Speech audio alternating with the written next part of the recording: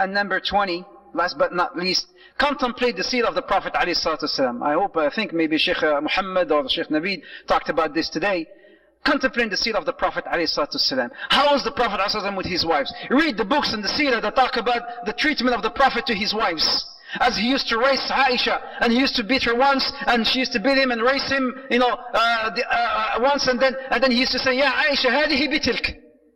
Aisha, she reported in Sahih Muslim, she says that, the Prophet used to sit on my lap, and he used to recite the Qur'an, and she used to play with his hair, alayhi salatu wassalam. Imagine Aisha sitting with the Prophet, the Prophet leaning on her lap, and then she's playing with his head, with his hair. And he's reciting Qur'an. Yes, salam. What kind of beautiful gathering is that? The art. He's with Aisha and she told him, Ya Rasulullah, tell me about your worst hardship. And then he told her about the time when he went to a Ta'if.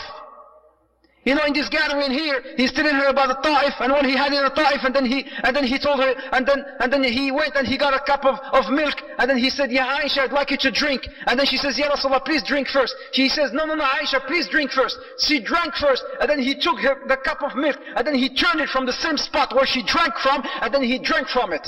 This is called the art of love. And then he picked another piece of meat, and then he said, Ya Aisha, please have a bite. She said, Ya Rasulullah, please you have a bite first. He said, no, I'd like you to have a bite first. So she had a bite from this meat, a morsel of this piece of meat, and then he took from the same spot where she had that bite, and then he had another bite too. Not germ sharing or whatnot. La. This is again the art of love. This is how life or how marriage can flourish and prosper. Bi'idhnillahu ta'ala. My brothers, you should really be careful. Because I'm telling you, really seriously, I get some calls sometimes from brothers saying, Ya akhi, I know some sisters complain about, just for any little thing, talaq, la eid. لا هذا ليس من الخلق من خلق المسلم المؤمن.